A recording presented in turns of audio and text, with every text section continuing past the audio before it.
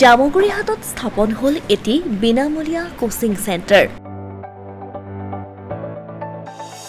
উদ্দেশ্য কন্যকা কোচিং চেণ্টাৰৰ জৰিয়তে ছাত্ৰ-ছাত্ৰীক লাভান্বিত কৰা।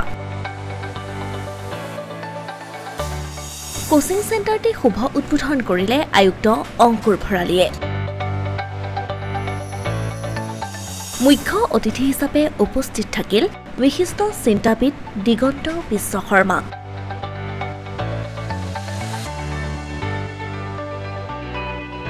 জামুগুৰিহাটৰ ভৰলীপৰীয়া কন্যকা বহুমুখী পামৰ নৱতম সংযোজন কন্যকা কোচিং চেণ্টাৰ শুকুৰবাৰে উদ্বোধন কৰা হয়। জামুগুৰিহাটৰ বাৰেচহৰীয়া সাংস্কৃতিক প্ৰকল্পত এই কোচিং চেণ্টাৰ বন্তি প্ৰজ্বলনেৰে শুভ উদ্বোধন কৰে শোণিতপুৰ জিলাৰ আয়ুক্ত অংকুৰ ভৰালীয়ে। আনুষ্ঠানিকভাৱে উদ্বোধন হ'ল কন্যকা কোচিং চেণ্টাৰ।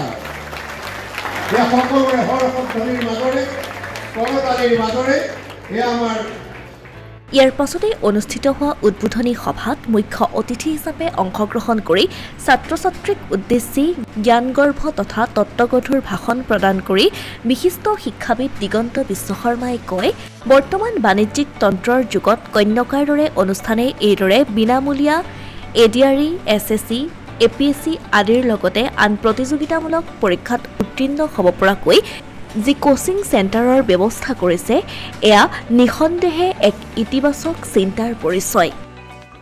মই মুখ্য অতিথি হিচাপে ইয়াত উপস্থিত থাকিব পাই মই অতি আনন্দিত আৰু ইতিমধ্যে আমাৰ যিখিনি বক্তব্য আমি কৈছোঁ, কিন্তু ইয়াতে দুটা তিনিটা দিশ মই মিছা তোষামোদ কৰা নাই।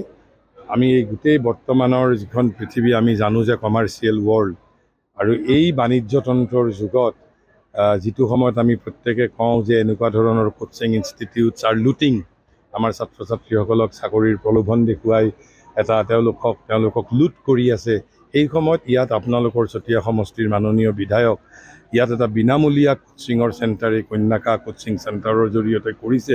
এইটো নিশ্চিতভাৱে প্ৰশংসনীয় কাম আৰু সেইবাবে মই পুনতে এই জ্যেষ্ঠ বিধায়ক অসমৰ জ্যেষ্ঠ বিধায়ক সন্মানীয় বিধায়ক পদ্ম হাজৰিকা মহোদয়ক কৃতজ্ঞ চিত্তে মই ধন্যবাদ জ্ঞাপন কৰিছোঁ। এই কন্যকা কোচিং চেণ্টাৰ আমাৰ জীৱন বৰাৰ নেতৃত্বত, অধ্যক্ষ জীৱন বৰাৰ নেতৃত্বত আৰু এই অঞ্চলৰ বিধায়ক সন্মানীয় বিধায়ক পদ্ম হাজৰিকাৰ নেতৃত্বত এটা জাগত চিলিকা, এটা ফলপ্ৰসূ এটা কেন্দ্ৰলৈ, শৈক্ষিক কেন্দ্ৰলৈ ৰূপান্তৰিত হওক।